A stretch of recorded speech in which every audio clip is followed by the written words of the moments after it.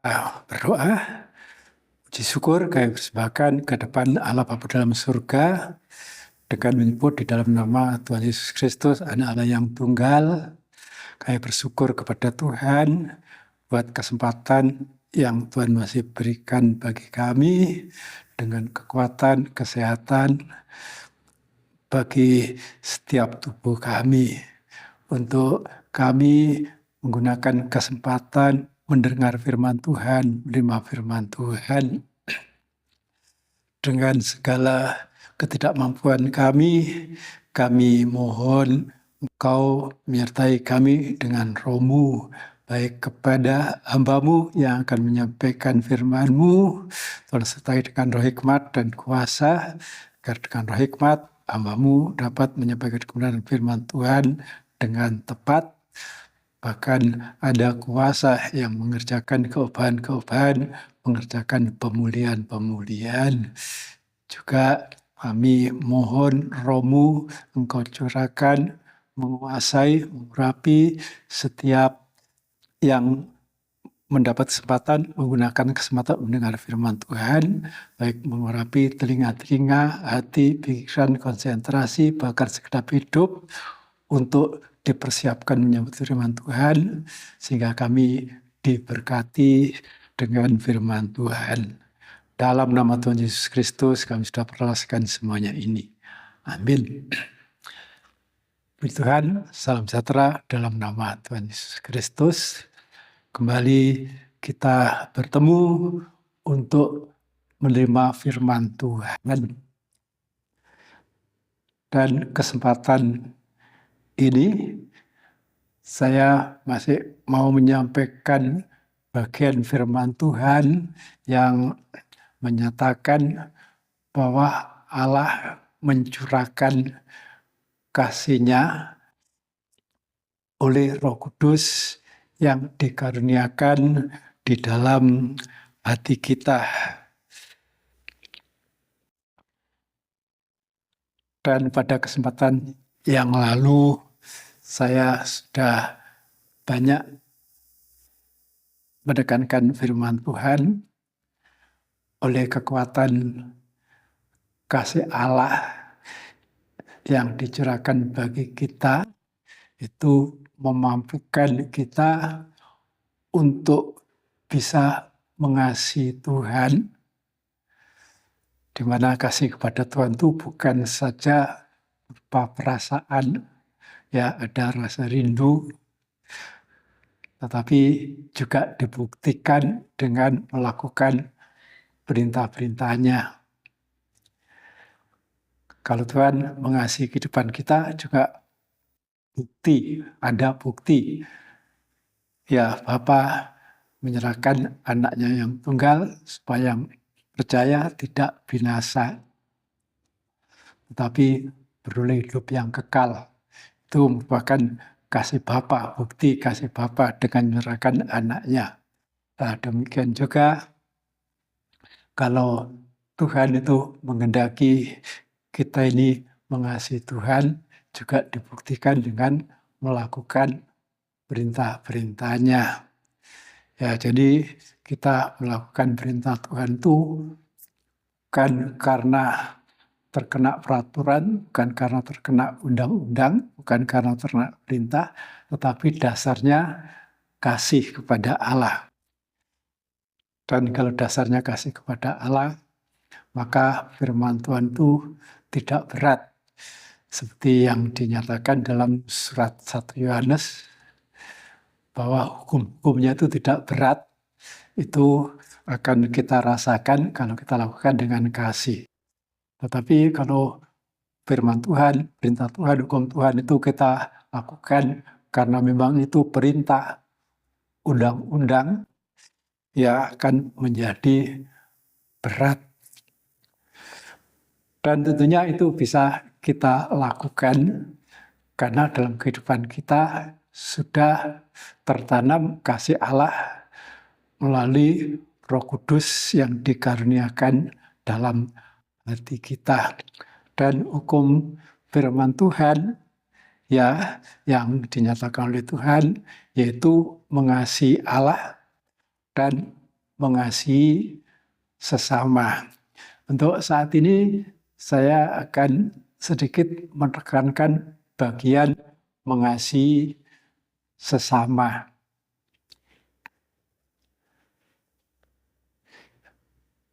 Dan untuk kita ini bisa mengasihi sesama itu juga karena kekuatan kasih Allah. Kita akan baca surat 1 Tesalonika 4 ayatnya yang ke-9. Surat 1 Tesalonika 4 ayat 9. Tentang kasih persaudaraan tidak perlu dituliskan kepadamu, karena kamu sendiri telah belajar kasih mengasihi dari Allah. Ya, di sini dalam melaksanakan kasih kepada sesama, yaitu saling kasih mengasihi satu dengan yang lain. Dan pada ayat ini ditekankan, karena kamu sendiri telah belajar kasih mengasihi dari Allah. Ya, jelas ayat ini mengatakan bahwa kita ini bisa mengasihi sesama, saling kasih mengasihi dengan kekuatan kasih yang dari Allah. Sebab untuk bisa saling kasih mengasihi ini tidak gampang, ini berat. Kalau tidak ada kekuatan kasih dari Allah. Karena kita ini menghadapi banyak usaha-usaha yang bisa menimbulkan perpecahan, yang bisa menimbulkan kebencian, ya, yang bisa menimbulkan iri, dengki. Walaupun hal itu mungkin tidak ada unsur kesengajaan, tetapi bisa saja terjadi. Dan ada faktor-faktor yang bisa menimbulkan tidak saling kasih mengasihi. Ya, dalam Alkitab ada contoh yang dilakukan oleh saudara-saudara Yusuf ya kepada Yusuf.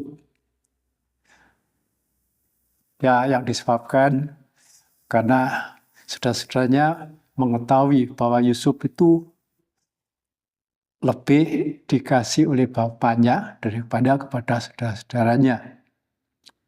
Itu menimbulkan iri, menimbulkan benci. Padahal itu dari ayahnya, dari Yakub, gak ada faktor kesengajaan untuk membangkitkan iri dan benci kepada Yusuf. Dan kebencian itu semakin bertambah-tambah ketika Yusuf menyatakan mimpinya. Dan mimpi itu sebenarnya merupakan penyataan dari Allah. Dan tentunya itu tidak datang dari manusia siapapun. Ya, baik itu mimpinya mengenai berkas-berkas gandum maupun mengenai bulan dan bintang yang menghormati kepada Yusuf, yang tunduk kepada Yusuf. Tentunya itu merupakan mimpi yang merupakan penyataan dari Allah. Dan tentunya dari pihak Allah juga tidak ada maksud untuk itu membangkitkan iri, dengki, kebencian saudara-saudaranya terhadap Yusuf. Dan tentunya kalau Allah menyatakan itu, karena memang Allah sudah merencanakan, dan itu jelas dinyatakan oleh Yusuf kepada saudara-saudaranya ketika mereka ya sudah berdamai, ya ketika ayahnya sudah dipanggil, Yakub sudah meninggal, saudara-saudaranya teringat bahwa mereka pernah membenci Yusuf, sehingga pada waktu Yakub ayahnya meninggal, saudara-saudaranya takut kalau Yusuf akan membalas mereka. Karena pada waktu itu mereka semua kan sudah sebagai orang asing di tanah Mesir. Dan mereka tahu bahwa Yusuf sebagai penguasa di Mesir. Karena memang Firaun memberi kepercayaan kepada Yusuf untuk memimpin dalam istananya, memimpin dalam pemerintahan, untuk mengatur perekonomiannya. Ya, karena mereka semua sementara berada sebagai orang asing di tanah Mesir. Tentunya bagi mereka tidak terlalu sulit umpamanya mau melakukan pembalasan. Dan bagi saudara-saudaranya pasti tidak akan bisa mengelak, pasti tidak akan bisa menyembunyikan diri. Tetapi Yusuf tahu persis bahwa semua yang terjadi itu karena Allah sudah mereka-rekakannya. Ya, Allah sudah menyatakannya. Walaupun untuk mencapai wujud dari yang diimpikan itu memang Yusuf melewati banyak kesulitan, banyak penderitaan. Baik itu dari pihak saudara-saudaranya yang membenci, juga oleh Potifar ya, yang telah membelinya. Tapi apa yang direkakan oleh Allah itu tidak bisa digagalkan oleh manusia. Dan pada saatnya Tuhan akan menyatakan rencananya kepada Yusuf, maka Yusuf itu pasti terlaksana. Pasti rencana Allah itu terlaksana, terwujud. Dan pada waktu itulah saudara-saudaranya mengalami ketakutan. Tetapi Yusuf menyatakan bahwa semuanya itu karena Allah yang telah merekakannya. Ya, dari sini saya mendapatkan pelajaran bahwa untuk melaksanakan kasih persaudaraan itu tidak gampang kalau tidak mendapat kekuatan kasih dari Allah. Dan kita patut bersyukur kepada Tuhan, kepada Allah yang mau menanamkan sifat kasih-Nya dalam kehidupan kita. Ya, kasih-Nya itu dicurahkan dalam hati kita oleh Roh Kudus yang dikaruniakan kepada kita. Itu yang pasti memampukan kehidupan kita ini bisa mengasihi sesama, bisa melaksanakan saling mengasihi. Dan untuk melaksanakan kasih sama, saling mengasihi ini, saya lihat kalau bukan kekuatan kasih dari Allah, ya saya kira jemaat Tesalonika sendiri tidak mampu melaksanakan. Karena pada waktu itu jemaat Tesalonika ini mengalami penganiayaan yang sangat berat. Ya, jadi pada waktu Rasul Paul masuk dalam pelayanan masuk ke Tesalonika, orang-orang Yahudi berusaha membunuh dia. Tapi karena semua itu diketahui juga oleh murid-murid orang yang percaya, Rasul Paul dilarikan ya ke Berea, dan sampai di Berea pun orang Yahudi tetap mengejar. Kemudian oleh murid-murid yang ada di Berea, Rasul Paul dilarikan ke Akaya. Dan rupanya karena penganiayaan yang diarahkan kepada Rasul Paul itu tidak mencapai sasaran, akhirnya penganiayaan itu dilampiaskan kepada jemaat yang ada di Tesalonika. Jemaat yang masih sangat muda, yang dirintis, dibangun oleh Rasul Paul dalam waktu relatif yang sangat singkat. Tetapi kasih dan iman mereka sungguh-sungguh luar biasa.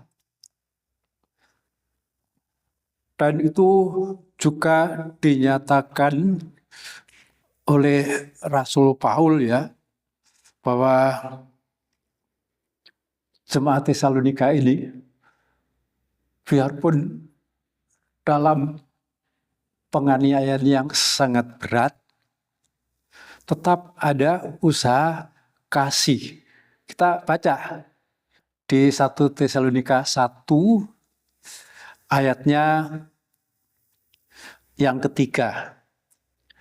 Sebab kami selalu mengingat pekerjaan imanmu, usaha kasihmu, dan ketekunan pengharapanmu kepada Tuhan kita Yesus Kristus di hadapan Allah dan Bapa kita. Ya, inilah keadaan jemaat Tesalonika. Sementara menghadapi penganiayaan yang sangat berat, Rasul Paul menyatakan ya bahwa jemaat Tesalonika ini tetap memiliki iman, usaha kasih, bahkan ketekunan dalam pengharapan.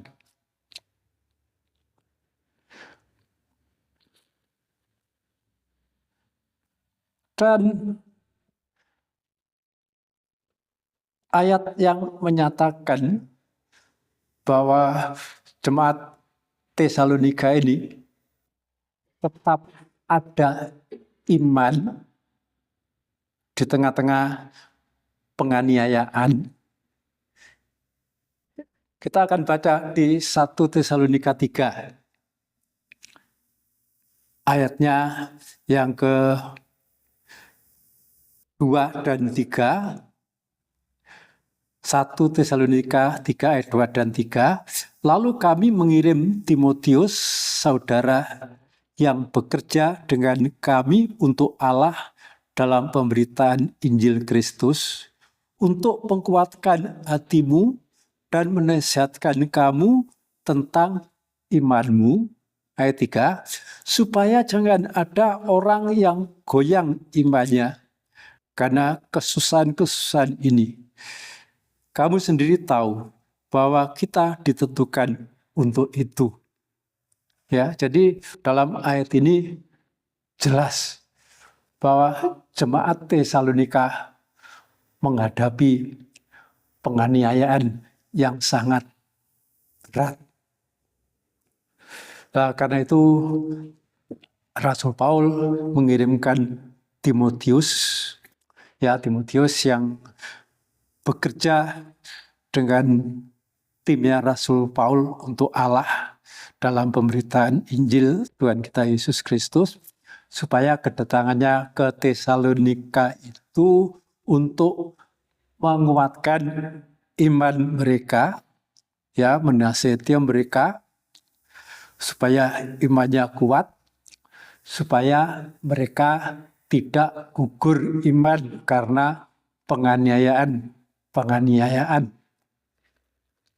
Ya, jadi jelas di ayat ini bahwa jemaat Tesalonika itu sedang mengalami penganiayaan. Tetapi yang luar biasa, di tengah-tengah penganiayaan, jemaat Tesalonika ini tetap memiliki iman, usaha kasih, dan pengharapan kepada Tuhan. Ya, kepada Allah Bapa, kepada Tuhan Yesus Kristus. Ya, tentunya ini bukan keistimewaan jemaat Tesalonika. Bukan karena kekuatan jemaat Tesalonika. Sebagaimana ayat yang kita baca di 1 Tesalonika 4 ayat 9 tadi, mereka itu tetap melaksanakan kasih persaudaraan itu dengan kasih yang dari Allah, dengan kekuatan kasih yang dari Allah yang sudah ditanamkan kepada jemaat Tesalonika, melalui Roh Kudus yang telah dicurahkan. Dan nyatanya Rasul Paul mengakui bahwa jemaat Tesalonika ini tetap kuat iman di tengah-tengah penderitaan, tetapi juga tetap melaksanakan kasih persaudaraan di tengah-tengah penderitaan. Itu dinyatakan, disaksikan oleh Rasul Paul dalam mengirimkan suratnya kepada jemaat Korintus. Jadi menjadi suatu kesaksian bahwa di tengah-tengah penderitaan karena penganiayaan, jemaat Tesalonika ini tetap bisa melaksanakan kasih persaudaraan. Untuk ini kita akan baca surat 2 Korintus pasalnya yang ke-8. 2 Korintus pasalnya yang ke-8. Kita akan baca mulai ayat pertama. Saudara-saudara, kami hendak memberitahukan kepada kamu tentang kasih karunia yang dianugerahkan kepada jemaat-jemaat di Makedonia. Lah, kalau bicara Makedonia, yaitu bisa Filipi, bisa Tesalonika, atau ada kota yang lain. Ayat 2, selagi dicobai dengan berat dalam pelbagai penderitaan, sukacita mereka meluap, dan meskipun mereka sangat miskin, namun mereka kaya dalam kemurahan. Aku bersaksi bahwa mereka telah memberikan menurut kemampuan mereka, bahkan melampaui kemampuan mereka. Dengan kerelaan sendiri, mereka meminta dan mendesak kepada kami, supaya mereka juga beroleh kasih karunia untuk mengambil bagian dalam pelayanan kepada orang-orang kudus. Ya, kalau kita melihat di sini sungguh-sungguh luar biasa. Kekuatan kasih dari Allah bukan saja memberikan kekuatan iman untuk tetap bertahan, tidak gugur iman dalam penderitaan, dalam penganiayaan. Tetapi dalam penderitaan, dalam penganiayaan, dalam keadaan yang sangat miskin. Jemaat Makedonia, khususnya Tesalonika, tetap ada kerinduan untuk mengantarkan korban persembahannya, yang memang itu merupakan persembahan kasih, yang Rasul Paul gerakkan baik jemaat yang ada di Tesalonika maupun di Akaya untuk disalurkan kepada orang-orang kudus, orang-orang miskin yang ada di Yerusalem. Ya, terpujilah Tuhan kita Yesus Kristus dan Bapa kita yang memang adalah sumber kasih.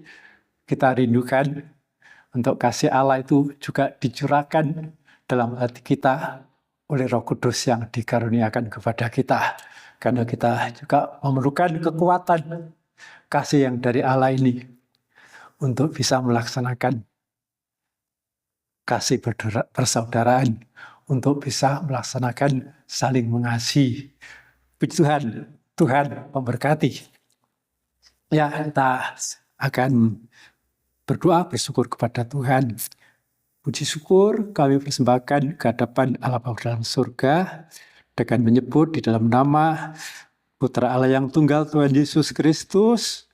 Kalau saat ini kami mendengar firman Tuhan, kami mohon Roh-Mu yang berkarya dalam kehidupan kami, agar melalui kuasa firman, dalam kuasa Roh Kudus, membangkitkan kerinduan kami untuk kehidupan kami mendapat kelimpahan kasih Allah melalui Roh Kudus yang dikaruniakan bagi kami, supaya kami mendapatkan kekuatan yang dahsyat, yang luar biasa, untuk kami tetap bisa melaksanakan kasih kepada sesama, kasih dalam kasih persaudaraan, saling mengasihi.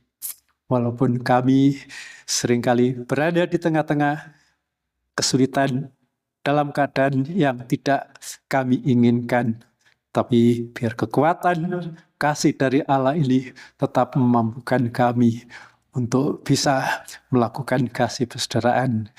Ya, juga untuk memberikan kekuatan iman supaya kami tidak gugur iman di tengah-tengah penderitaan.